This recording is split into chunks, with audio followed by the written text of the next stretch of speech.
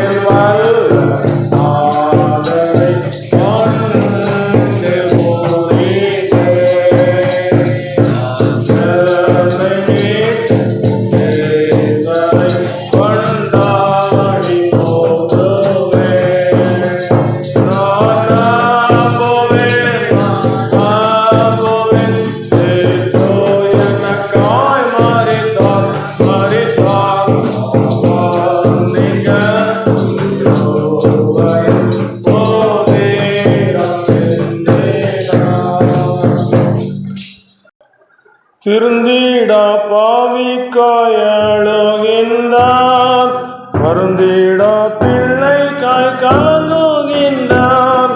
திருந்திடா பாவிக்காய் அழுகின்றார், வருந்திடா பிள்ளைக்காய் கலங்குகின்றார். தம் கண்ணீர் காயத்தில் விழுந்திட கண்ணீரும் ரத்தமும் சிந்துகின்றார்.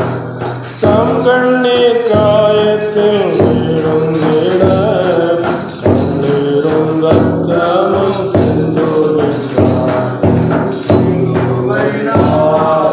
இயேசுவின் பேரொளி வீசிடும் தூய கண்கள் என்னை நோக்கி பார்க்கின்றன, தம் காயங்களையும் பார்க்கின்றன. என்னை நோக்கி பார்க்கின்றன, தம் காயங்களையும் பார்க்கின்றன. ஆதியாகமம் 3:9 ஒளித்து கொண்ட ஆதாமை நீ எங்கே இருக்கிறாய் என்று சொல்லி கேட்ட ஆண்டவர் இன்னைக்கு உங்களையும் என்னையும் பார்த்து நீ எங்கே இருக்கிறாய் என்று சொல்லி கேட்கிறார். இதே போல வெளிப்படுத்தின விசேஷம் 6ஆம் அதிகாரம் 16ஆம் வசனத்திலே பார்க்க முடிகிறது. பூமியின் கோத்திரத்தரெல்லாம் எங்களை மறைத்து கொள்ளுங்கள் என்று சொல்லப்படுகிற ஒரு வார்த்தை எங்கே துணிக்கிறது. ஒளித்து கொண்ட மனிதன்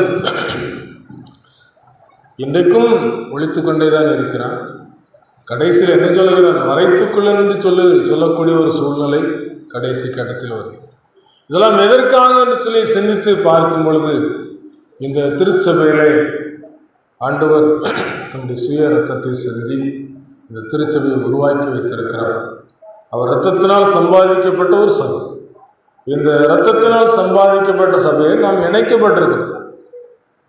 செடியானது கொடியிலே இணைக்கப்பட்டு இருக்கும் பொழுது அது நல்ல கனிகளை கொடுக்கும், அது நல்ல பசுமையாக இருக்கும், செழிப்பாக இருக்கும், வாடாத ஒரு வாக்கியத்தை பெற்றுக்கொண்டதாக இருக்கும். இதுக்கு நம்முடைய வாழ்க்கையில் திருச்சபையில் இணைக்கப்பட்ட நாட்கள் முதல் திருச்சபையில் எதற்காக இணைக்கப்பட்டோம், எதற்காக இந்த திருச்சபையிலே நாம் வாழ்ந்து கொண்டிருக்கோம் என்று சொல்லி யோசித்து பார்க்கும் பொழுது, இந்த திருச்சபையை உருவாக்கின ஆண்டவர் அவர் இன்றைக்கு செய்து கொண்டிருக்கிற ஒரு காரியத்தை நமக்கு நினைப்பூட்டுகிறார். இந்த வருஷமும் இருக்கட்டும், சுற்றிலும் கொத்தி எறும்போடுகிறேன், கனி கொடுத்தால் சரி, கனி கொடாவிட்டால் இதை வெட்டி போடலாம் என்று சொல்லி தோட்டக்காரன் அந்த எஜமானிடத்தில் பரிந்து பேசுவது போல பரலோகத்துக்கு சென்ற ஆண்டவர் இன்று வரைக்கும் நம்ம எல்லாருக்காகவும் பரிந்து பேசிக் கொண்டிருக்கிறார். இயேசுவானவர் சிலுவை மரணத்துக்கு முன்பதாக இந்த நகரத்தை பார்க்கிறார். நகரத்தை பார்த்து கண்ணீர் விட்டு அழுகிறார். ஏன் தெரியுமா? இந்த நகரத்துக்கு இப்படி சம்பவிக்க போகிறது என்று சொல்லி கண்ணீர் விட்டு அழுகிறார். இன்னைக்கு உங்களையும் என்னையும் பார்த்து திருந்தாமல் வாழ்ந்து கொண்டிருக்கும் போது ஆண்டவர் வருத்தப்படுகிறார், சங்கடப்படுகிறார், கண்ணீர் வடிக்கிறார். ஏன் தெரியுமா? மனிதன் மனிதனாக வாழ வேண்டும், மனிதன் தேவனுடைய மகிமையை வெளிப்படுத்துகிறவனாக வாழ வேண்டும். உலகத்துக்கு மகிமையை கொண்டு வந்தாரே, அந்த மகிமையுள்ள ஆண்டவர் கடைசியிலே எல்லாவற்றையும் விட்டு கொடுத்தார். சிலுவைக்கு போகும் என்பதாக அவர் உலகத்தில் பிதாவின் சமூகத்திலே முதலாவது ஒப்பு கொடுக்கிறார். கெத்செமனே தோட்டத்துக்கு சென்று ஒப்பு கொடுக்கிறார். ஒப்பு கொடுத்து அவர் சொல்லுகிற ஒரு வார்த்தை, அப்பா பிதாவே, இந்த பாத்திரம் என்னை விட்டு நீங்க கூடுமானால் நீங்கும்படி செய்யும், ஆயினும் என் சித்தத்தின்படி இல்லை உங்களுடைய சித்தத்தின்படி என்று சொல்லி ஒப்பு கொடுத்து விட்டார். அவர் ஒப்பு கொடுக்கலன்னு அவரை பிடிக்க முடியுமா? பிடித்து பிந்தையா கட்ட முடியுமா? வாரினால் அடிக்க முடியுமா? சிலுவையில் அடிக்கப்படுவது கொண்டு போக முடியுமா? ஒன்று முடியாது. ஒன்றே ஒன்று, உலக மக்கள் எல்லாருடைய பாவத்திற்காகும் இந்த பாவம் நிவர்த்தி செய்வதற்கு ஒரு பரிசுத்த இரத்தம் தேவை. என்னென்று சொன்னால், இன்னைக்கு சிறைச்சாலையிலையோ அல்லது வேறு ஏதோ ஒரு குற்றத்துக்காக குற்றம் செய்தவர்களை அடைத்து வைத்திருக்கும் பொழுது இன்னொரு குற்றவாளி அங்கு போய் இந்த மனிதனுக்காக நான் ஜாமீன் கொடுக்கிறேன்னு சொல்லவே முடியாது. ஒரு நல்ல ஒரு மனிதனாக அந்த மனிதனுக்கு கொடுக்க வேண்டிய கிரயத்தை கொடுக்க தகுதி உள்ளவராக இருந்தால்தான் அந்த கிரயத்தை கொடுத்து அந்த நல்ல மனிதனுடைய வார்த்தைக்கு அந்த அனுமதி கிடைக்குமே தவிர ஒரு எந்த சூழ்நிலையிலும் அனுமதி கிடைக்காது. பரலோகத்தை விட்டு வந்த ஆண்டவர் பாவம் செய்யாதவர், அவர் எந்த தவறும் செய்யவில்லை. ஆனால் பிதாவாகிய தேவன் உலக மக்கள் எல்லாருடைய தவறுகளுக்காக தண்டனை தான் கொடுத்திருந்தார். பாவத்தின் சம்பளம் மரணம், பாவம் செய்கிற ஆத்மா சாகும், பாவம் தொடர்ந்து பிடிக்கும், பாவம் எலும்போடு வெட்டி கொள்ளும். இப்படி இந்த பாவம் மனுக்குலத்தோடு ஒட்டி கொண்டபடினால பாவத்துக்கு ஒரு காரியத்தை அவர் செய்து விட்டார். தண்டனை தான், பாதாளம் தான், நரகம்தான். இதற்கு ஒரு பரிந்து பேசுகிறதுக்கு ஒரு மனிதர் வர வேண்டும் என்று சொன்னால் அவர் பிழையற்றவராக இருக்க வேண்டும், தவறு செய்யாதவராக இருக்க வேண்டும். அது மட்டுமல்ல, எல்லாவற்றுக்கும் மேலாக நாம் மற்றவர்கள் சொல்வதை கேட்பதை விட நம்முடைய பிள்ளைகள் சொல்வதை கேட்போம். நம்முடைய பிள்ளைகள் ஒரு காரியத்தை சொல்லிட்டாங்கன்னா, என் பிள்ளை சொல்லிட்டு அதை செய்யணும். ஒரு வீடு கட்டிதாங்கப்பா, பிள்ளைக்கு ஒரு வீடு கட்டி கொடுக்கணும், அல்லது ஒரு வேலை வாங்கி தாங்கப்பா, வேலை வாங்கி கொடுக்கணும் என்று சொல்லி ஒரு தகப்பன் தன் பிள்ளைக்கு இறங்கிறது போல பரலோகத்தின் தேவன் சொந்த குமாரனை இந்த உலகத்துக்கு அனுப்பினதுக்கு காரணம், நியாயப்பிரமாணம் செய்யக்கூடாது தாமே செய்யும்படிக்கு பாவ மாம்சத்தின் சாயலாகவும் பாவத்தை போக்கும் பலியாகவும் அனுப்பப்பட்ட ஆண்டவர் இந்த உலகத்துக்கு வந்து கடைசி வரைக்கும் அவர் எதற்காக அனுப்பப்பட்டார், அந்த அனுப்பப்பட்ட காரியத்தை தெளிவாக செய்து முடித்து விட்டார். பாவத்துக்கு ஒரு பிராயசித்தம் கொடுக்கப்பட வேண்டும், அதை கொடுத்து விட்டார். இன்றைக்கு பாவத்துக்காக பழைய ஏற்பாட்டில் பலி செலுத்தப்படுவது உண்டு. அந்த பலி செலுத்தப்படும்போது ரத்தம் பலிபடத்தில் தெளிக்கப்படும். அப்ப அந்த பாவத்துக்கு அந்த பலி செலுத்தப்படும் போது அந்த பாவம் நிவர்த்தி ஆகும். ஒரே மனிதனுடைய கீழ்ப்படியாமையினாலே எல்லாரும் பாவிகளாக்கப்பட்டது போல ஒரே மனுஷனுடைய கீழ்ப்படிதலினாலே எல்லாரும் நீதிமான்களாக்கப்படுகிறோம், பரிசுத்தமான்களாக்கப்படுகிறோம். அவருடைய சித்தத்தினாலே இந்த பரிசுத்தம் நமக்கு கிடைக்கிறது. அவருடைய இரத்தத்தினாலே நமக்கு இந்த பரிசுத்தம் கிடைக்கிறது. இன்றைக்கு இந்த உலகத்திலே இந்த பரிசுத்த ரத்தம் சிந்தி 2000 ஆண்டுகளுக்கு மேலாகிவிட்டது. இந்த இரத்தத்தை குறித்து கணக்கு கேட்பதற்காக பரிசுத்த தேவ தூதனோடு கூட வல்லமையோடு கூட மகிமையோடு கூட வானத்திலிருந்து இறங்கி வரப்போகிறார். ஒரு எக்காலம் தொனிக்கும் போது, அந்த எக்கால சத்தம் தொனிக்கும் பொழுது மத்திய ஆகாயத்திலே அவர் வல்லமையோடு கூட வருவார் என்று சொல்லப்படுகிறது. சீக்கிரம் வருவாரே மன்னவனேசுவே, மகிமையிலே பார்க்க போகிறோம். சீக்கிரம் வருவாரே மன்னவனேசுவே, மகிமையிலே பார்க்க போகிறோம்.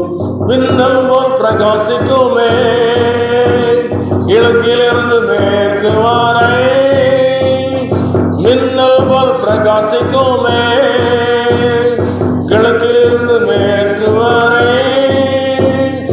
ஆரவார துணியோடு வல்லமையாய் வந்திடுவார். ஆரவார துணியோடு வல்லமையாய் வந்திடுவார். வருவாரே மகிமையிலே பார்க்க போகிறோம். மகிமையிலே வரும்போது இந்த ரத்தத்துக்கு கணக்கு கேட்க போகிறான். இன்னைக்கு பூமியில ஒரு ரத்தம் சிந்தப்பட்டதுன்னு சொன்னால் அதுக்கு கணக்கு கண்டிப்பா கொடுத்தாங்க. ஏன், என்ன நடந்துச்சு, எப்படி நடந்துச்சு, இதுக்கு காரணம் என்ன? 2000 ஆண்டுகளுக்கு முன்பதாக ஒரு ரத்தம் சிந்தப்பட்டிருக்கிறது.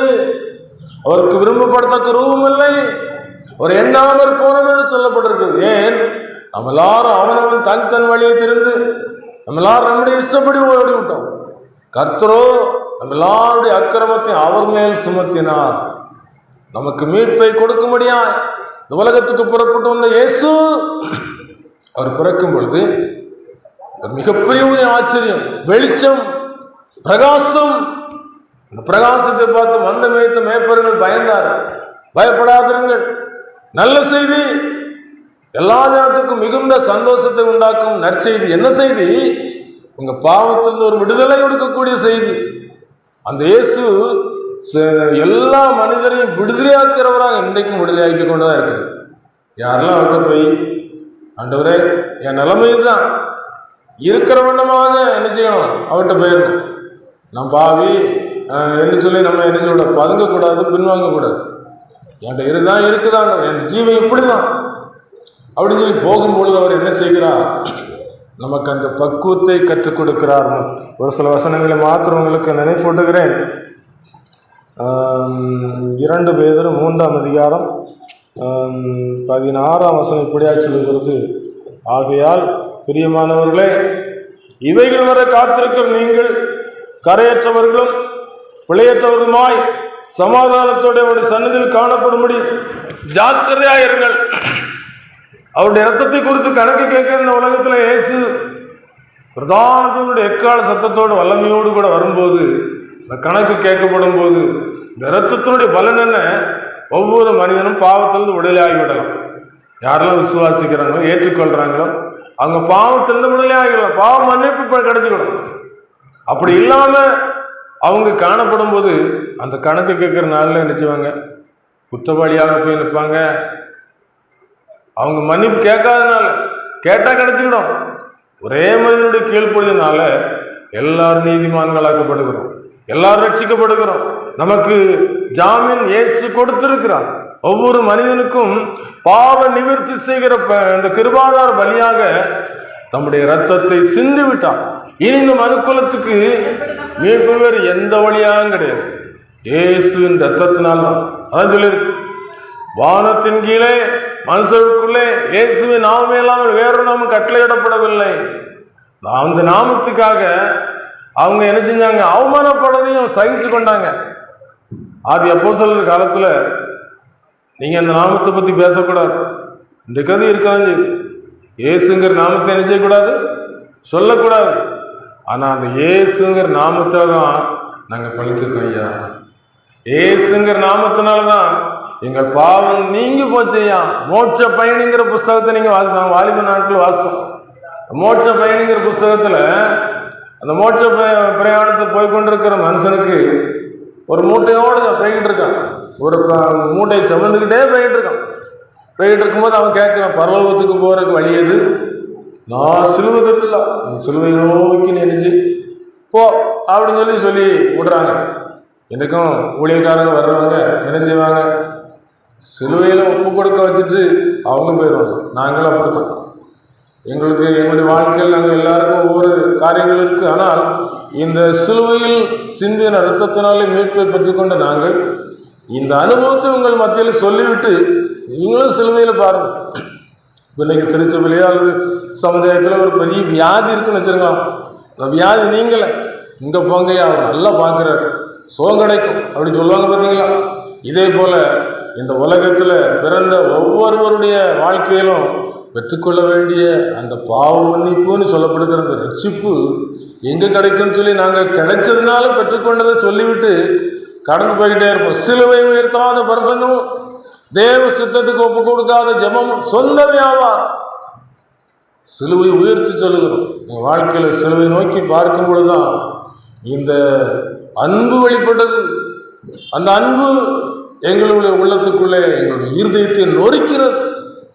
இருதயத்துக்குள்ளே ஐயோ இவ்வளவு தூரம் ஆண்டவருக்கு துரோகியா இருந்திருக்கிறோமே, உள்ளே வாங்க இயேசுவே என்று சொல்லி உள்ளத்தை திறந்து கொடுக்கிற ஒரு அனுபவத்தை பெற்று மோட்ச பிரயாணி போய்கிட்டே இருக்கிறான். எடுத்தாலும் வர்றேன், கேட்குறேன், எங்கப்பா போகிறேன்? மோட்சத்துக்கு போகிறேன். அப்படியா? இது மோட்சத்துக்குரிய வழி இல்லையே. இங்கே போ, இந்த பாதைக்கு போ. அந்த பக்கம் நிறைய சந்தோஷம் இருக்கும், நிறைய சிட்டின் போருக்கும், நிறைய ஆட்டம் பாட்டம் கழிப்பு இருக்கும். அங்கே போ, பரலோகத்தை விட மிஞ்சிடும் அப்படின்னு சொல்லி வழி மாற்றி விட்டான்.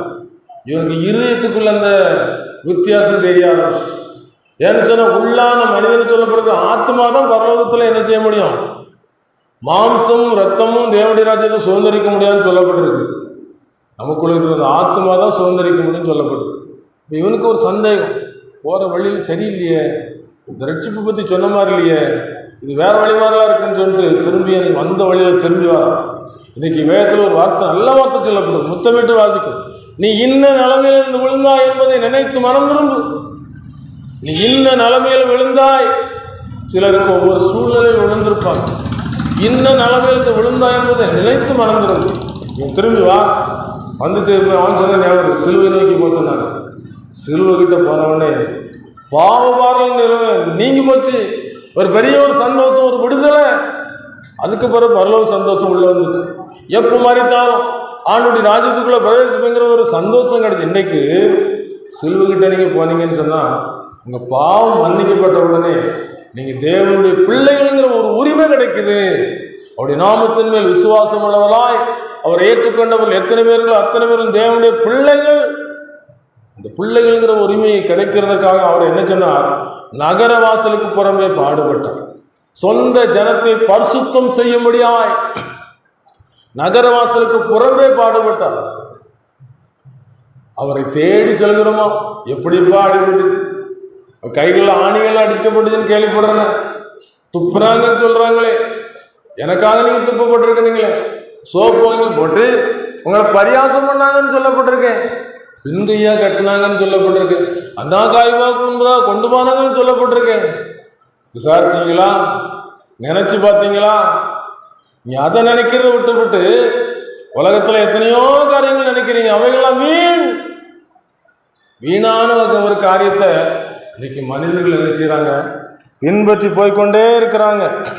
ஆனா இந்த சிலுவையை நோக்கி பார்க்கும்போது உங்களுக்கு கிடைக்கிற ஒரே ஒரு காரியம், சிலுவை பற்றிய உபதேசம் கெட்டு போகிறவர்களுக்கு பைத்தியமாக இருக்கிறது, ரட்சிக்கப்படுகிற நமக்கோ தேவ பலனாக இருக்கிறது.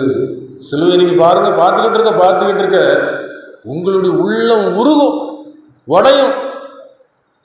ஆகையினால் இந்த கடைசி காலத்தில் கொடுக்கப்பட்ட இந்த நாள் நீங்கள் வந்திருக்கிறீங்க பார்த்தீங்களா, இந்த நேரத்தில் இயேசு உங்களோடு பேசுவாங்க, நிச்சயமாக பேசிக்கிட்டு இருப்பாங்க. பேசி உங்களுடைய உள்ளத்துக்குள்ளே ஒரே ஒரு காரியத்தை ஆவியானவர் நினைப்பூட்டுவாங்க. அவரை நோக்கிப்பார், அவரை நோக்கிப்பார். ஒரே ஒரு காரியம் சொல்லுவீங்க.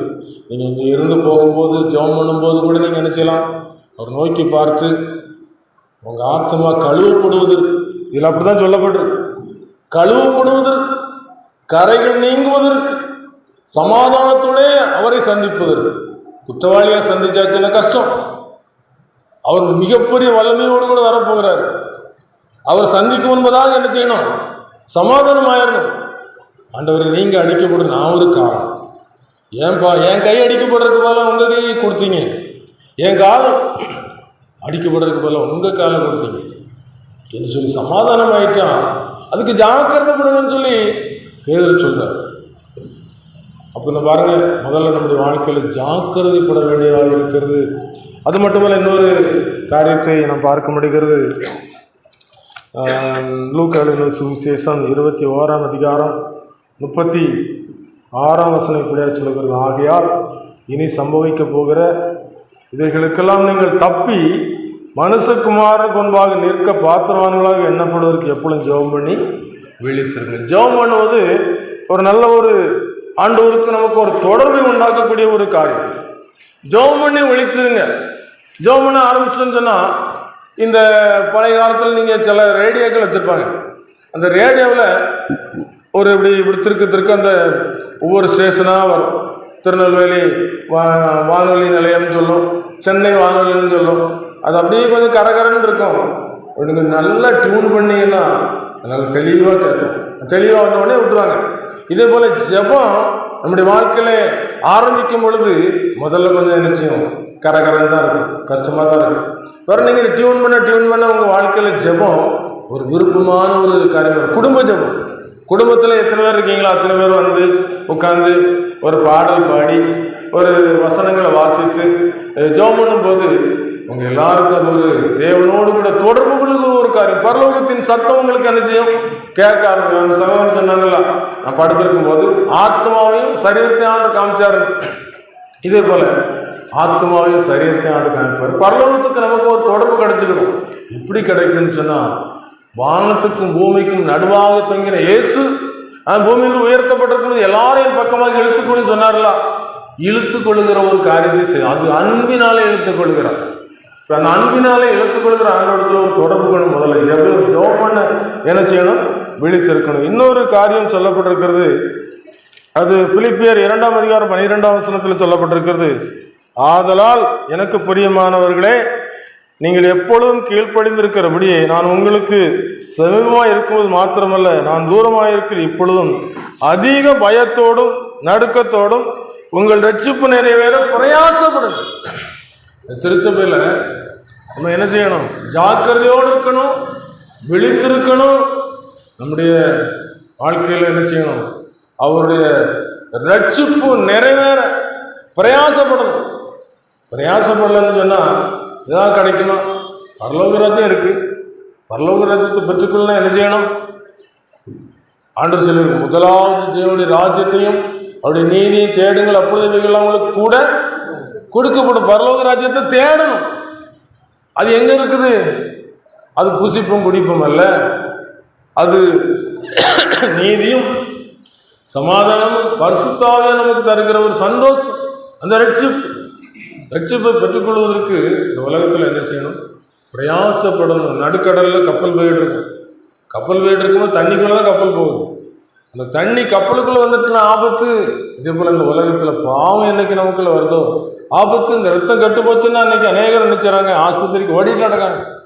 ரத்தம் கட்டு போச்சு, சுத்திகரிக்கணும், டயாலிசிஸ் பண்ணணும் அப்படின்னு சொல்லி. இதே போல் நம்முடைய ஆத்மாவிலே கரைவிட்டு போகும்போது சமாதானத்தோடு சந்திக்க முடியாதே.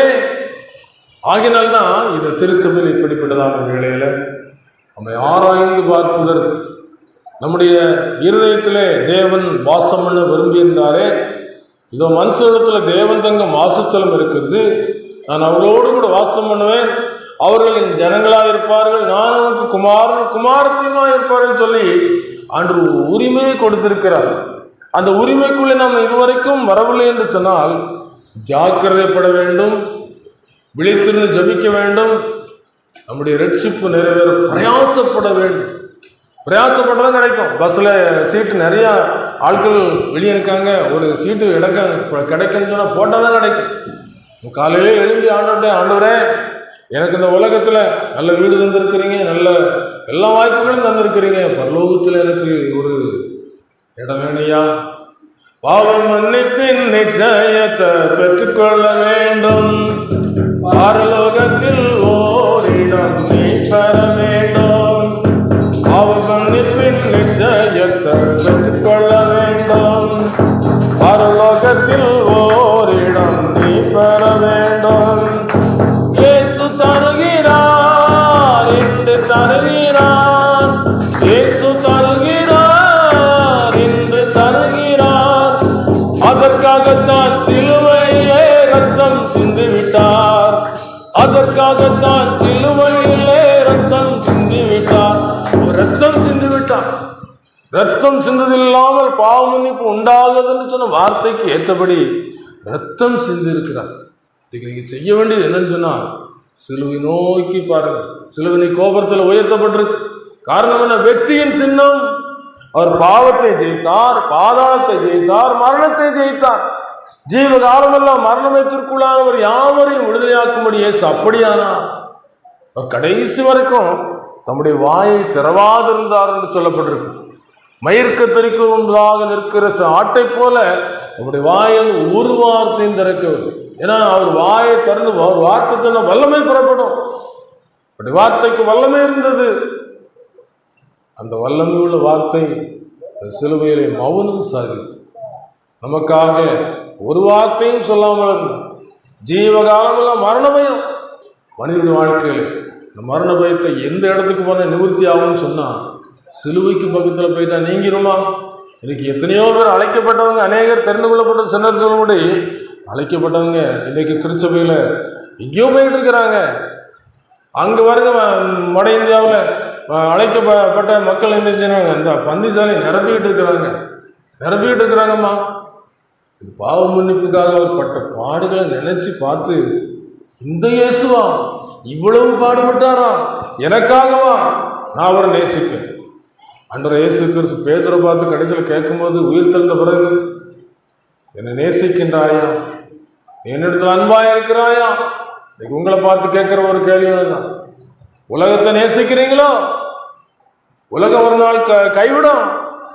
கட்டின வீடும் நிலம் பொருளும் கண்டிடமோ உறவினரும், கட்டின வீடும் நிலம் பொருளும் கண்டிடமோ உறவினரும், கொடுவிட்டு ஒன்றாவி போனான் கூட உன்னோடு வருவதில்லை, வருவாய் தருணமிகவே அழைக்கிறாரே ஆண்டவரே குருவண்டை, வருவாய் தருணமிகவே அழைக்கிறாரே ஆண்டவரே குருவண்டை. அவர்கிட்ட வந்தா போதும் சந்தோஷம்.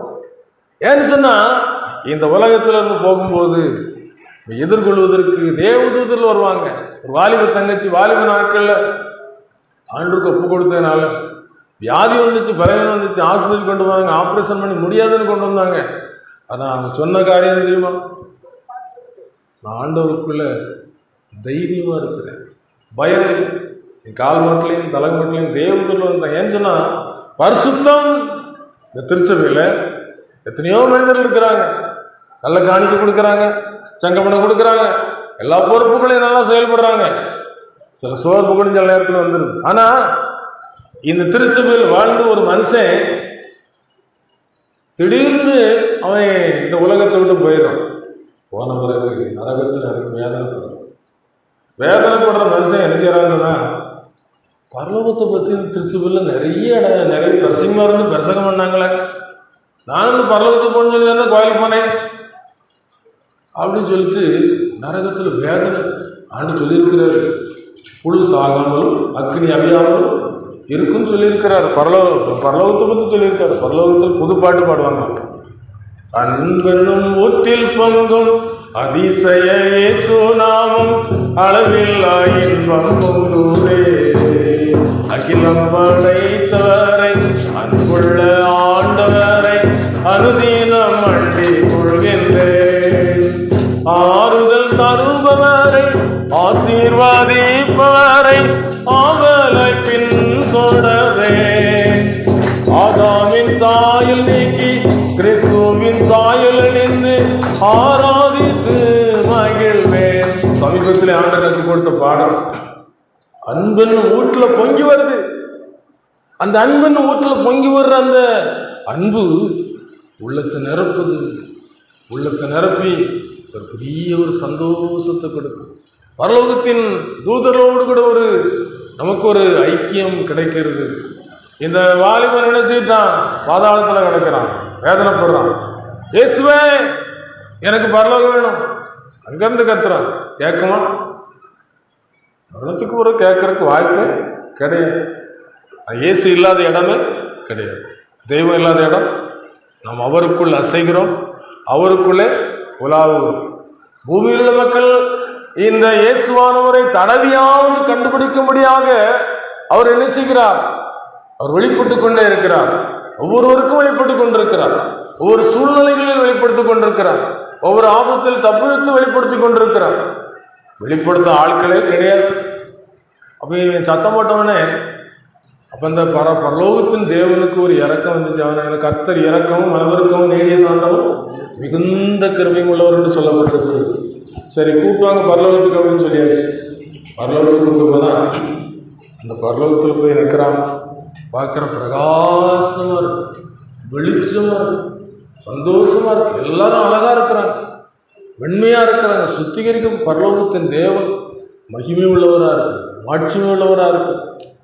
சந்தோஷத்தை பார்த்து அடேப்பா, பாதாளத்தில் புழுவை போல துடித்தேன், இந்த இடத்துல சந்தோஷமாக இருக்குன்னு சொல்லி சந்தோஷத்தை பார்த்தோடனே சரி இங்கே இருந்துறதுக்கு எனக்கு கடவுளுக்கு வாய்ப்பு கொடுத்து சந்தோஷப்பட்டு எல்லாரும் பார்த்து சந்தோஷப்பட்டது. தன்னை பார்க்குறான் அழுக்கோடு கரையோடு காணப்படுறான்.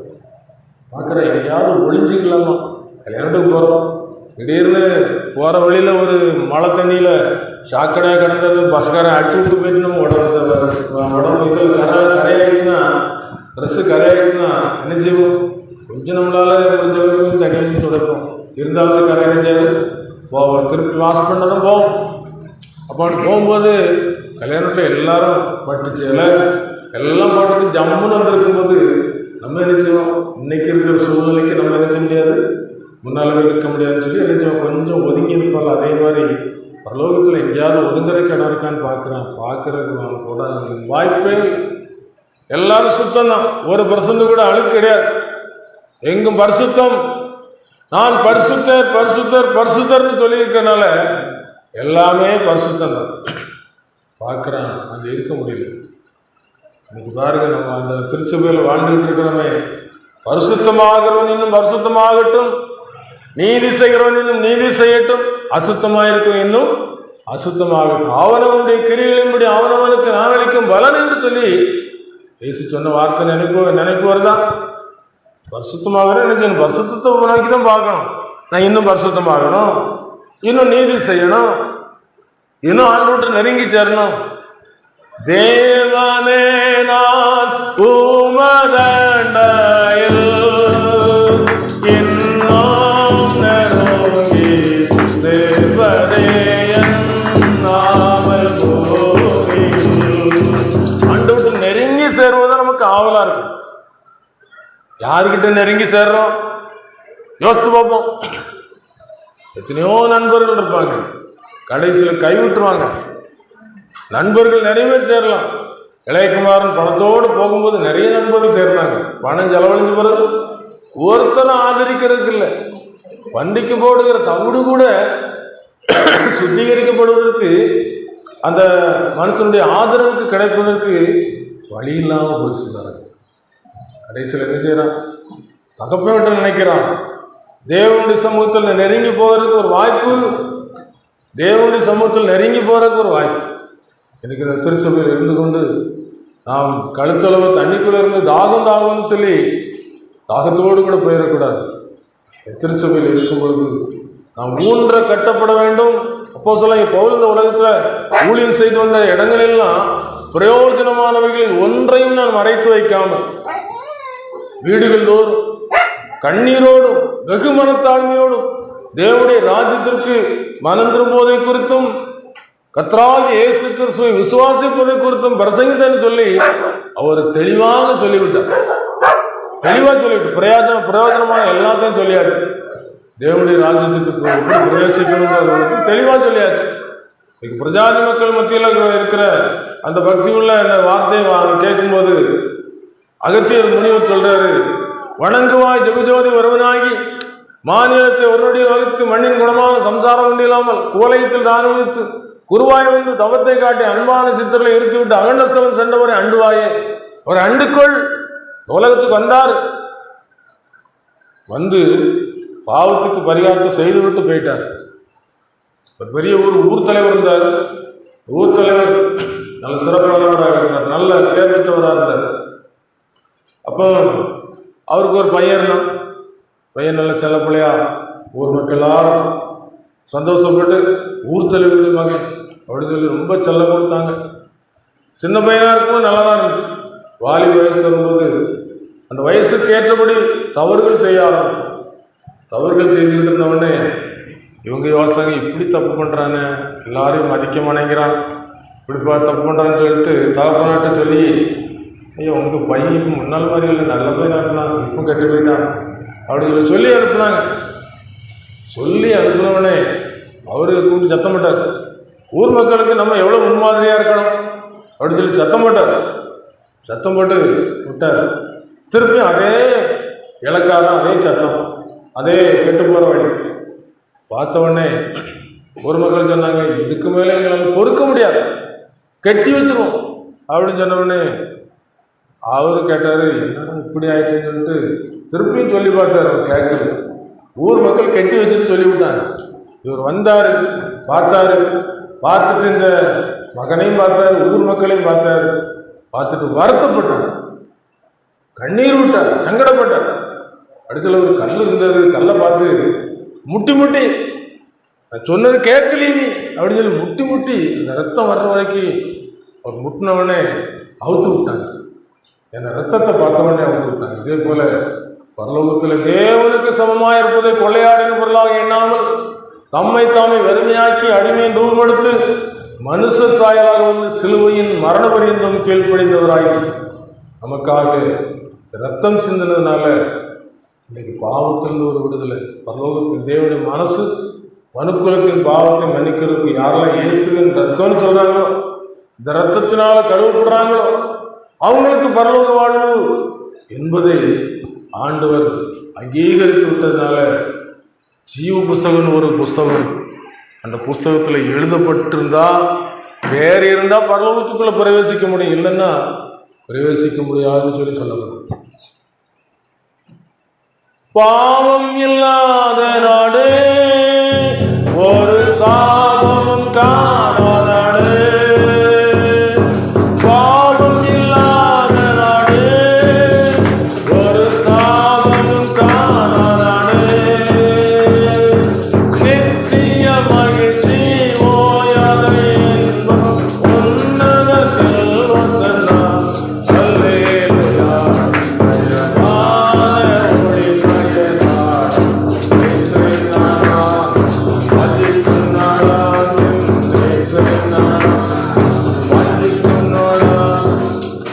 வாஞ்சிக்கிற நாட்டுக்கு போகிறதுக்கு, அந்த அதிசயமான நாட்டுக்கு போகிறதுக்கு இந்த பூமியில் ஒரு வாய்ப்பு. இன்னைக்கு நிறைய பேர் நினைச்சுவாங்க, ஏறிடுங்க போகலாம், நல்ல ஒரு சுற்றுப்பயணம் போகலாம். பெரிய கப்பல் எப்படி புறப்பட்டுச்சு, கப்பல் புறப்பட்டு நிறைய பேர் கோடீஸ்வரங்கள் தான் ஏறினாங்க. உல்லாசமாக போகலாம். இந்த கப்பலில் எந்த இதுக்கும் அது எந்த ஆபத்தும் வராது.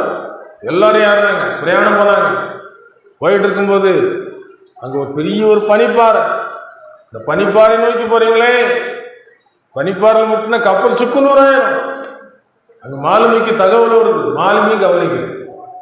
நம்ம கொடுக்கப்படுகிற காலங்களில் நமக்கு வருகிற நல்ல வார்த்தைகள், நம்ம தப்பிக்கிறதுக்கு நல்ல வார்த்தைகள், இந்த நல்ல வார்த்தைகளை கேட்காம இருக்கும்போது ஒரு பேராபத்துக்குள்ள என்ன செய்யறோம், தள்ளப்படுகிறோம். எனக்கு ஆட்டுகளை விற்கிறவங்க என்ன செய்வாங்க, கொஞ்சம் கையில் ஒரு கொலை வச்சிருப்பாங்க. கொலை வச்சு அந்த கொலையை பார்த்தோன்னே இந்த ஆடு என்னச்சு நாலு. இதே போல அந்த கப்பலை பார்த்தோன்னே எல்லாரும் ஏறி போனாங்க. அந்த தகவல் அவங்க அறியாதனால கப்பல் மோதிட்டு தண்ணி உள்ள வர ஆரம்பிச்சுட்டு ஆபத்துன்னு விபரீதமாயிட்டுன்னு சொல்லி எல்லாரும் நினைஞ்சாங்க, பதறி போனாங்க. பதறி போன பிறகு பணத்தை எடுக்கிறதுக்கு முடியுமா, தங்கத்தை எடுக்க முடியுமா, நேரம் இருக்குமா? ஒன்றுக்கு நேரம் இருக்காது. எல்லாரும் காப்பாற்றப்படுவதற்கு துரிதப்பட்டு கொண்டிருந்தாங்க. துரிதப்பட்டு கொண்டிருக்கும்போது ஒரு ரட்சிக்கப்பட்ட ஒருத்தர் இருந்தார்.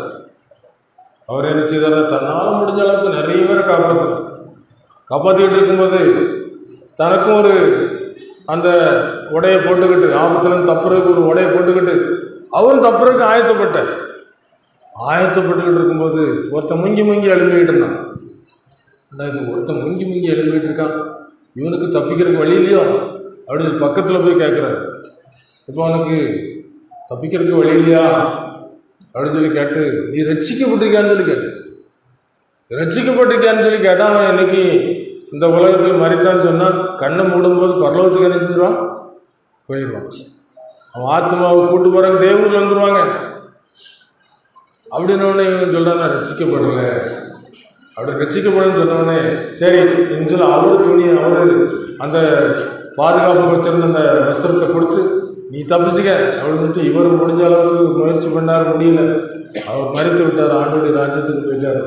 எல்லா சடலங்களும் ஒதுங்கும் போது இந்த வாலிபன் எல்லாரும் பார்த்துட்டு இந்த மனிதர் பார்க்கிறான், இவர் எனக்காக தன்னுடைய வாழ்க்கையை ஒப்பு கொடுத்தார். எனக்காக ஒப்பு கொடுக்கலன்னா நான் படைச்சிருக்க மாட்டேன் என்று சொல்லி அவன் உள்ளத்துக்குள்ள கண்ணீரோடு அந்த அன்பை என்ன செஞ்சா நினைச்சு பார்த்தோம், ஒரு வாழ்க்கை கிடைச்சிட்டுன்னு சொல்லி திரும்பு மனம் திரும்பு பரலோகம் சமீபமே, விரும்பு இயேசுவை விரும்பு அவர் வருகை சமீபமே, திரும்பு மனம் திரும்பு பரலோகம் சமீபமே, விரும்பு இயேசுவை விரும்பு அவர் வருகை சமீபமே. காலங்கள் போனால் திரும்பாது கிருபையின் நாட்களை தள்ளாதே, காலங்கள் போனால் திரும்பாது கிருபையின் நாட்களை தள்ளாதே, நாளை நாளை என்று நாளை கடத்தியே நாட்டம் அடையாதே, மாய உலகத்தின் மயக்கும் பாதையில் மனதை செலுத்தாதே, நாளை நாளை என்று நாளை கடத்தியே நாட்டம் அடையாதே, மாய உலகத்தின் மயக்கும் பாதையில் மனதை செலுத்தாதே, காலங்கள் போனால் திரும்பாது கிருபையின் நாட்களை தள்ளாதே, காலங்கள் போனால் திரும்பாது கிருபையின் நாட்களை தள்ளாதே. நாளைக்கு பார்த்துக்கலாம்னு சொல்லி கடத்தும் போது அது வாய்ப்பு என்ன நழுவி போயிடும். பிரபலமான ஒரு நடிகை இப்படிப்பட்ட கூட்டத்துக்குள்ள வரும்போது அந்த ஊழியர் தனியாக சந்திச்சு, பிரபலமான நடிகை நீங்கள் உங்களை ஆண்டுக்கு ஒப்பு கொடுங்க, இன்னைக்கே ரசிக்கப்பட்டுருங்க, இல்லை இன்னொரு 10 நாள் அதுக்கு பிறகு நான் ரசிக்கப்பட்டேன், எனக்கு ரசிப்பு எனக்கு கண்டிப்பாக வேணும் அப்படின்னு சொல்லிட்டு போயிட்டாங்க. ஒரு எவ்வளவோ சொல்லி பார்த்தார், அது கேட்கவே இல்லை. கேட்காம போனதுனால சில ஒரு வாரங்கள் கழித்தது ஒரு விபத்துக்குள்ள மாட்டி அவங்க நினைச்சாங்க மறித்துப்பாங்க. எங்கே போயிருப்பாங்க? மனுஷன் ஜீவித்து போன அவனுடைய ஆத்மா எங்கே? ஆத்மாவை குறித்து ஆண்டு நிறைய காரியங்கள் சொல்றாரு. ஆத்மா நித்தியத்துக்குரியது. இந்த ஆத்மா எப்படி உண்டான்னு சொன்னா, தேவன் தம்முடைய சுவாசத்தை ஊதும் போது ஜீவாத்மாவானது. மிக சுவாசம் இருக்குது, சுவாசத்தை ஒரு செகண்ட் கூட மறந்துட்டோம்னு சொன்னா அதுக்கு வர ஒன்றும் இல்லை. இந்த உலகத்தில் நமக்கு எதுவுமே கிடைக்காது. ஒரு நல்ல ஒரு பாட்டியமா பிரஜாதி மார்க்கத்தை சேர்ந்தவங்க, அவங்களுக்கு இப்படி நல்ல வாய்ப்பு உள்ள நல்ல ஒரு ஊழியக்காரு போய் பார்த்து, பாட்டி நமக்குள்ள ஒரு ஆத்மா இருக்கு, அந்த ஆத்மா அந்த உலகத்துக்குரிய இல்லை பார்த்துருங்க, நித்தியத்தில் வாழக்கூடியது, பரலோகம்னு சொல்லப்படுது. அங்கே நமக்கு ஒரு இடத்த ஆயத்தம் பண்ணுறதுக்கு அவர் போயிருக்கிறார். போய் ஆயத்தம் பண்ணிட்டு சீக்கிரம் வரப்போறாரு. இதுக்கடையில் நாம செய்ய வேண்டிய என்னன்னா, அங்க போய் இருக்கிறதுக்கு நமக்கு ஒரு தகுதி வேணும்ல. அந்த தகுதி என்னன்னு சொன்னா பரிசுத்தம். நம்ம பாவம் செஞ்சிருக்கோம். இந்த பாவத்திலிருந்து ஒரு விடுதலை பெறணும் பார்த்துருங்க. பாவத்துல ஒரு மன்னிப்பு கிடைக்கும். யார் கொடுக்கான்னு சொன்னா இன்னார் தான் கொடுக்காரு. இயேசுகிட்ட போய் சிலுவையில் உங்களுக்காக பாடுபட்டு அந்த ஆண்டுட்டு போய் மன்னிப்பு கேட்டீங்கன்னு சொன்னா அவர் நெஞ்சுற ஒரு மன்னிப்பு தந்துருவாரு. கேளுங்க மாட்டி, இல்லைன்னா கேட்க மாட்டேன். நான் வணங்குற தெய்வம் என்ன செய்யும், நல்ல இடத்த தரும் அப்படின்னு சொல்லிட்டாங்க. இவங்க சொல்லிட்டு காலங்கள் உருண்டு ஓடிட்டு இன்னைக்கு உலகத்துல பாருங்க, மரண நதி வேகமாய் நம் நடுவில் ஓடுதே, ஐயோ மானிடர்கள் யாவரையும் மாறிக்கொள்ளுதே. மரண நதி வேகமாய் நம் நடுவில் ஓடுதே, ஐயோ மானிடர்கள் யாவரையும் மாறிக்கொள்ளுதே. மாட மாளிகை கூட கோபுரம் எல்லாம் போற்றுதே, மாட மாளிகை கூட கோபுரம் எல்லாம் போற்றுதே. மாயமுடுகு மண்ணில் போய் புகுந்து கொள்ளுதே, ஐயோ மாயமுடுகு மண்ணில் போய் புகுந்து கொள்ளுதே. பாட்டியம்மா காலங்கள் உருண்டு போச்சு. கடைசியில் ஒத்த ஆளா இருந்ததுனால அவங்க சப்போர்ட்டுக்கு யாருமே இல்லை. இன்னைக்கு உலகத்துல சாது சுந்தர் சிங் புஸ்தகத்தை நீங்க வாசிப்பீங்கன்னு சொன்னா ஆவிக்குரிய உலகம்னு சொல்லி ஒண்ணு இருக்கு. ஆவிக்குரிய உலகத்தை அவங்க பார்க்கறதுக்கு அந்த மாம்சத்தில் இருக்கும்போது கைலாச மகாரிஷி மூலமாக அப்படி மாறி அநேக இடங்களுக்கு போய் நல்ல காட்சிகள்லாம் கண்டு நமக்கு பிரயோஜனமா இருக்கிறதுக்காக எழுதி வச்சிருக்கிறாங்க. ஆவிக்குரிய உலகத்துல கைவிடப்பட்ட ஆத்மாக்கள் கதறி நிற்கிறதை அவங்க நினைச்சுறாங்க, சொல்றாங்க. சந்தோஷமா இருக்கிற ஆத்மாக்கள் அது பதறவும் செய்யாது, கதறவும் செய்யாது, உள்ள இணைஞ்சிரும், பிரவேசித்திரும், பரலோகத்துக்குள்ள பிரவேசித்திரும். இந்த பாட்டியம்மா கடைசியில இந்த சரீரத்துக்குரிய கண்ணு மூடினோடனே அவங்க வாலிப நாட்கள் வாழ்ந்த வாழ்க்கை கடைசியில் என்னாச்சு, மறைஞ்சு போச்சு. ஐயோ யாரெல்லாம் வந்திருக்கிறாங்களே, கயிறுலாம் கொண்டு வந்து கட்டி கொண்டு போக வந்திருக்கு, நான் யாருக்கு என்ன அநியாயம் செய்தேன் அப்படின்னு சொல்லி பதற ஆரம்பிச்சிட்டாங்க. பாருங்க, இன்னைக்கு உலகத்துல பதறுவதற்கு ஒரு காலம் இருக்குது.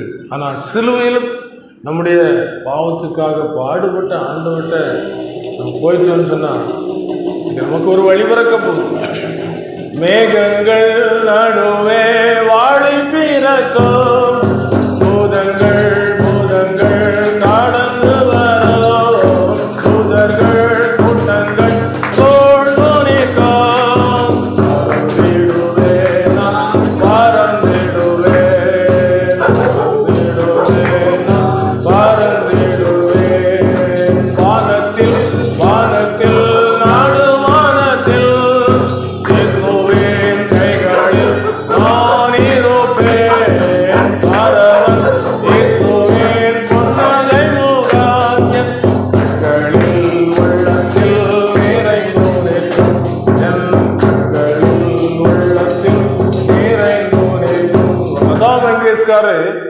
மிகப்பெரிய மாட மாளிகையில இருந்தாங்க. அவங்களுக்கு காலாகாலத்துல இப்படி சுவிசேஷம் சொல்றதுக்கு ஆட்கள் போனாங்க. அம்மா ஜெபம் பண்ணலாம், ஜெபம் பண்ற பிரயோஜனம் உண்டு. பரலோகத்துக்கும் பூமிக்கும் இடையில கொடுக்கப்பட்ட தொடர்பு ஜெபம். வாங்க ஜெபம் பண்ணுவோம். கேட்டாங்க, அவங்க காலத்தை ஓட்டிட்டாங்க. அவங்க பிரபலமான பாடகைங்கிறதுனால அவங்க காலத்தை ஓட்டு. கடைசியில மரணத்துக்கு எதுவான ஒரு வியாதி வந்துச்சு. வியாதி வந்த உடனே அவங்க ஆஸ்பத்திரியில கொண்டு ஒரு சின்ன அறைக்குள்ள போடப்பட்ட போது யோசிக்கிறாங்க, நமக்கு மாட மாளிகை இருக்குது, எவ்வளவோ ஆடைகள் இருக்கு, எவ்வளவோ விதவிதமான நகைகள் இருக்கு, எவ்வளவோ விதவிதமான செருப்புகள் இருக்கு. இப்படி இருக்கொண்டு ஒரு சின்ன ஒரு நைட்டி போட்டு விட்டாங்க, சின்ன ஒரு செருப்பு போட்டு விட்டாங்க, ரப்பர் செருப்பு போட்டு. ஜெபம் பண்றவங்க சொன்னது உண்மை. உலகத்துல கொஞ்சம் இடம் தான், 5.5 அடி இடம் தான். சோக்கு நட சொகுசு நட எல்லாம் போச்சுதே, சோக்கு நட சொகுசு நட எல்லாம் போச்சுதே, ஐயோ சொகுசுள்ளோரை சுடுகாடு கொண்டு போகுதே, ஐயோ சொகுசுள்ளோரை சுடுகாடு கொண்டு போகுதே. சோக்கு நட சொகுசு நட எல்லாம் என்ன செஞ்சிடும், மாறி தள்ளாட ஆரம்பிச்சிடும். வயசான பிறகு தள்ளாட ஆரம்பிச்சிடும். எங்களுக்குள்ள ஊழியம் செஞ்ச ஒரு மனுஷர் தேவனுடைய ராஜ்யத்துக்கு ஒரு சுவிசேஷத்தை சொல்லிக்கிட்டே இருந்தாங்க. சொல்லிக்கிட்டு இருக்கும்போது அவங்களுக்கு ஒரு பலவீனம் வந்துச்சு. மரணத்துக்கு எதுவான ஒரு பலவீனம். வீட்டில் இருந்தாங்க. கூட சேர்ந்த ஊழியக்காரங்க போய் பார்த்து, சகோதரனை கேள்விப்பட்டேன், எப்படி இருக்கீங்க அப்படின்னு கேட்ட உடனே அவங்க சொல்லிட்டாங்க, எனக்கு மரணம்னு சொன்னால் பயமாக இருக்கு, மரணம்னு சொன்னால் பயமாக இருக்குது. ஆனால் ஆண்டோடைய பிள்ளைகளுக்கு மரணம் வந்து ஒரு வாழ்க்கையில் துவக்கம். ரட்சிக்கப்பட்டவங்களுக்கு இயேசு கிறிஸ்து இந்த உலகத்தில் நம்மை அழைக்கும் போது ஒரு மனவாட்டியாய் ஒரு மனவாளை அலங்கரித்து நம்ம என்ன செய்வார், கூட்டிகிட்டு போவார். அப்படி ராஜ்யத்துக்கு கூட்டிகிட்டு போவார். சந்தோஷமான இடத்துக்கு கூட்டிகிட்டு போகிறதுக்கு தான் இந்த சுவிசேஷ வார்த்தைகள், இந்த ரட்சிப்பின் வார்த்தைகள். இந்த உலகம் நிச்சயமாக கைவிடும். ஒரு நிச்சயமாக கைவிடக்கூடிய ஒரு உலகத்தில் வாழ்ந்துக்கிட்டு இருக்கிறபடினால நல்ல ஒரு வார்த்தைகளை நமக்கு இந்த திருச்சபையில் இப்படிப்பட்ட வேலையில் சொல்லப்படுது. ரட்சிப்புக்குரிய வார்த்தைகள், நம்முடைய ஆத்மாவிலே பரிசுத்தத்தை தருகிற வார்த்தைகள். வேற எங்கே போனாலும் இது கிடைக்காது, எவ்வளோ பணம் கொடுத்தாலும் கிடைக்காது. மனம் திரும்பி ஒரு இருதயத்தில் ஒரு ஏற்றுக்கொள்ளும் போது, ஒரு ஏற்றுக்கொள்ளுங்கன்னு சொல்லி இந்த திருச்சபையில் எத்தனையோ தரம் சொல்லிக்கொண்டே இருக்கிறாங்க. ஆண்டவர் ஆவியானவர் சொல்லிக்கொண்டே இருக்கிறார். ஏற்றுக்கொள்வீங்களா? இன்னைக்கு ஏற்றுக்கொள்வீங்களா? ஏற்றுக்கொண்டால் இன்னைக்கு தேவனுடைய பிள்ளைகளாக இருவீங்க. ஒரே ஒரு காரியத்தை சொல்லி முடிச்சிடறேன். இப்போ ஊழியக்காரர் வந்து கேட்குறாரு.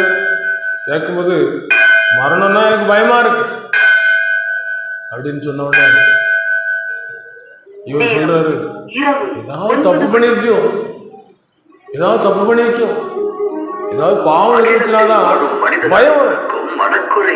இன்னைக்கு அலுவலகத்தில் வேலை செய்யும் போது ஏதோ ஒரு தப்பு பண்ணியிருந்தவங்கள தேடுறாங்கன்றதுனாலே பயம் வந்துடும், விழிக்க ஆரம்பிச்சிருவாங்க. இதே போல பாவம் பயத்தை கொண்டு வரும். அப்புறம் இவர் சொல்றாரு, ஏதோ ஒரு பாவம் உனக்கு இருக்குவதுக்கு இல்லைன்னு பயம் வராதுன்னு சொல்லி எந்த பாவையும் புறம்பேத்தல ஆண்டவர் ஜோமனும் ஜோமணி அழுது ஆண்டவர்கிட்ட மனதிற்கு ஜோமணிட்டு போறாங்க, பாவத்தை அறிக்கை செய்யணும் எல்லாம் அப்படின்னு சொல்லிட்டு ஆண்டவர்கிட்ட கேளு அப்படின்னு சொல்லி போயிடுறாரு. போன உடனே 2 நாள் கழிச்சு வருவேன், ஆண்டவர் உனக்கு உணர்த்துவாரு அப்படின்னு போயிட்டாரு. 2 நாள் கழிச்சு வாராரு. என்னன்னு கேட்கும் போது சொல்றாரு, எனக்கு ஆண்டவர் பாவத்தை உணர்த்தினாரு, அப்படின்னு. என்னப்பா சொல்றாரு? பக்கத்து தோட்டத்துல ஒருத்தன் இருந்தான், சரியான விளைச்சல் வரணும், இப்படி செய்யணும்னா காசு கொடுத்துட்டேன். என்னப்பா செய்தான்? என்ன உனக்கு வேற தேவன் உண்டாயிருக்க வேண்டாம்னு ஆண்டு சொல்லி இருக்கிறாரு. அவரை மட்டும்தான் நம்ம என்ன செய்யணும், பற்றிக்கொள்ளணும். குமாரன் கோபம் இல்லாமலும் நீங்கள் வழியிலே அழியாமலும் இருக்கும்படி அவரை முத்தம் செய்யுங்கள், அவரை அண்டிக் கொள்ளும் பாக்கியவான்கள் என்று சொல்லப்படுறது. இன்னைக்கு பாருங்க, திரும்பவும் ஜோம் பண்றாங்க, பாவத்தை அறிக்கை செய்ய. திருப்பி 2 நாள் கழிச்சு வாரன்னு சொல்லிட்டு என்ன செஞ்சாரு, போயிட்டாரு.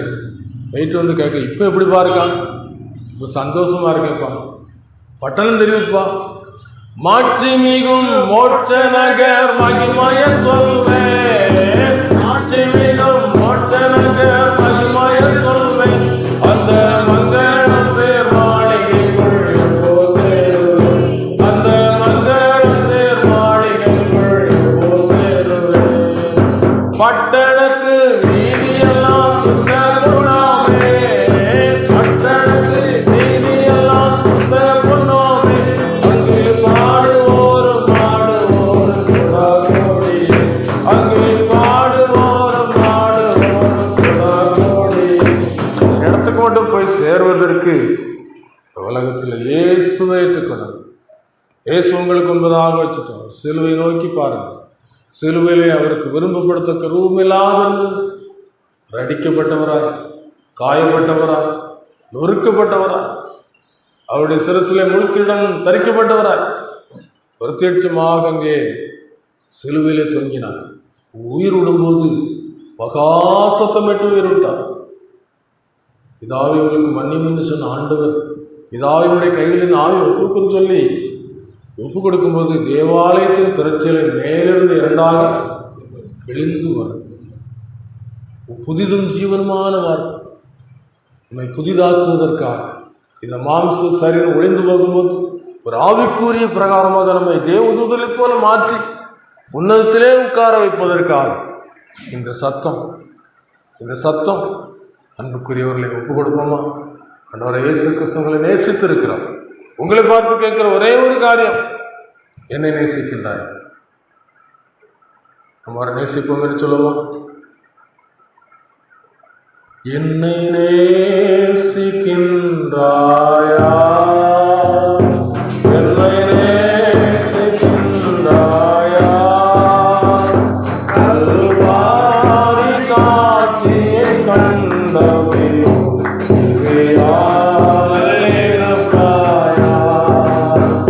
கல்வாரி காட்சியை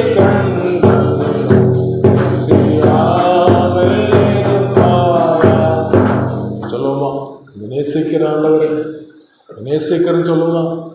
திருச்சபையிலே ஆண்டவருடைய மரணத்தை நினைவுறுகிற ஒரு நேரம் உண்டு.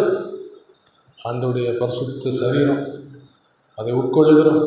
அவருடைய இரத்தத்தை விசுவாசத்தோடு பருகிறோம். என் மாம்சத்தை புசித்து இரத்தத்தை பானம் பண்ணுகிறவர்களுக்கு நித்திய ஜீவன் நித்திய ஜீவனை பெறுவதற்கு உம்மை நேசிக்கின்றேன் நான், உம்மை நேசிக்கின்றேன் நான். கல்வாரி காட்சியை கண்டவை செய்யாமல் இருப்பேனோ? கல்வாரி காட்சியை கண்டவை செய்யாமல் இருப்பேனோ? அப்படியே கண்களை மூடி நாம் ஜெபிப்போமா? ஆண்டவனோடு கூட பேசியிருக்கிறார். நம்முடைய ஆத்மாவுக்கு ஈடு இணையே கிடையாது. மனுஷன் உலகம் முழுவதையும் ஆதாயப்படுத்தி கொண்டால் தன் ஜீவனை நஷ்டப்படுத்தினால் அவனுக்கு லாபம் என்ன? மனுஷன் தன் ஜீவனத்துக்கு ஈடாக என்னத்தை கொடுப்பான்? ஒன்றும் கொடுக்க முடியாது. இதுக்கு உயிர் தான் முக்கியம். உயிர் தப்பி பிழைக்கணும், ஜீவன் தப்பணும்.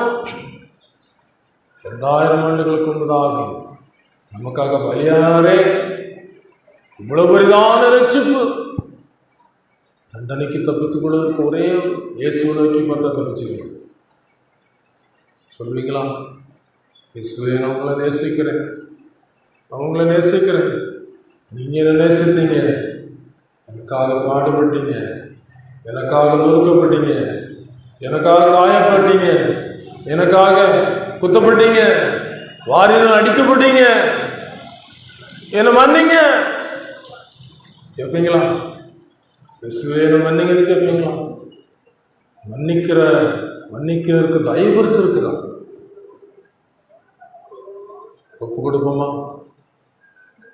சிலுவையில் பாடுபட்ட ஆண்டவர் நம்ம கொடுக்கிற ஒரு நல்ல ஒரு சந்தர்ப்பம். ஒப்பு கொடுத்த மகிமை மாட்சிமை உன்னதத்திலே அவரோடு கூட உட்கார்ந்து நித்திய காலமாய் ஆசீர்வாதமாய் இருக்கக்கூடிய ஒரு ஸ்லாக்கியம், இவ்வளவு பெரிய ஸ்லாக்கியம், பாக்கியம். ஒப்பு கொடுப்போம். எங்கள் பரிசுத்தம் நிறைந்த நல்ல ஆண்டவரே, இந்த இரவு கூட்டத்திலே கர்த்தாவே, பரலோகத்தில் நாங்கள் வசிப்பதற்கு இந்த பூமிக்கு வந்து உண்மையே பலியாக ஒப்பு கொடுத்து ஆபிரகாம் என்ற ஒரு பக்தருக்கு பிள்ளையாண்டனை பலியிடுன்னு பலியிடு சொல்லும்போது நிறுத்து என்று சொல்லி நிறுத்தின ஆண்டவர் சொந்த குமாரனை எங்களுக்காக சிலுவையில் ஒப்பு கொடுத்து இருக்கிறோம். அளவற்ற அன்புக்காக பாதம் படிக்கிறோம், சிறந்தாழ்த்தி வணங்குகிறோம், இருதயத்தை ஒப்பு கொடுக்கிறோம். ஏற்றுக்கொள்ளும் இருதயத்தில் வாசம் பண்ணும். சிலுவை அன்பினாலே எங்கள் பாவங்கள் எல்லாவற்றையும் மன்னித்து சுத்திகரித்து பரலோக பாக்கியத்தை பெற்றுக்கொள்வதற்கு தயவு பாராட்டும்படியாக ஜெபிக்கிறோம், இரக்கம் பாராட்டும்படி ஜெபிக்கிறோம். நாங்கள் எங்கள் குடும்பமும் மெய்யை ஆராதிப்போம், மெய்யை பணிந்து கொள்வோம், நேசிப்போம் என்று சொல்லி இந்த வேளையிலே தகப்பனை ஜெபிக்கிறோம். தாவு இறங்குங்க. திருச்சபையில் ஒரு எழுப்புதலை தாங்க ஆண்டவரே, மனம் திரும்புதலை தாங்க ஆண்டவரே. தகப்பனே, உமக்கு ஸ்தோத்திரம். சீக்கிரம் வரப்போறீங்க. இந்த வருகைகளை கரைதிட வேண்டும் இல்லாமல் மாசற்றதும் பிழையற்றதுமான சபைகளை நிறுத்தப்படுவதற்கு ஆண்டவரே ஒப்பு கொடுக்கிறோம். ஏற்றுக்கொண்டு எங்களை பரிசுத்தப்படுத்தி நம்முடைய மனவாட்டியாய் அலங்கரிக்கப்பட்ட பிள்ளைகளாய் இந்த சமூகத்தில் நிற்பதற்கு பாத்திரவான்களாய் மற்றபடியாய் ஜெபிக்கிறோம். ஒப்பு கொடுக்கிறோம் ஆண்டவரே. நீர் எங்களுக்காக ஒப்பு கொடுக்கிறோம். ஏற்றுக்கொள்ளும் தகப்பனே, ஏற்றுக்கொள்ளும் ஆண்டவரே. ஒவ்வொருடைய பாவத்தை உணர்த்தும். இந்த ராத்திரி வேளையில் இந்த ரட்சிப்பு, இந்த திருச்சபை கிடைக்கட்டும். எல்லா மக்களுடைய இருதயத்திலும் நீ பேசும். தொடர்ந்து உனக்காக நான் மரித்தேன் மகளே, உனக்காக மரித்தேன் மகனே, உன்னை ஒப்பு கொடுக்க மாட்டாயன்னு சொல்லி கேளு. நம்மளை நேசிக்கக்கூடிய கிருபைகளை தாங்கப்பா. ஆசீர்வதி பொறுப்படுத்திக் கொள்ளும். சபையில் எல்லா மக்களையும், எல்லா குடும்பங்களையும், திருச்சபையின் ஆண்டவரை ஊழியர்களையும் எல்லாரையும் காத்துக்கொள்ளுங்க. ஆசீர்வதி. இப்படி வருகை தாமதிக்குமானால் இன்னும் ஆண்டவரை நம்முடைய சமூகத்தில் நாங்கள் ஆராய்ச்சி மகளை கிருபித்தான் ஒப்பு கொடுக்கிறோம். பொறுப்படுத்திக் கொள்ளும். இயேசுவின் பற்பாதம் கெஞ்சி ஜெபிக்கிறோம் நல்ல பிதாவே. ஆமென்.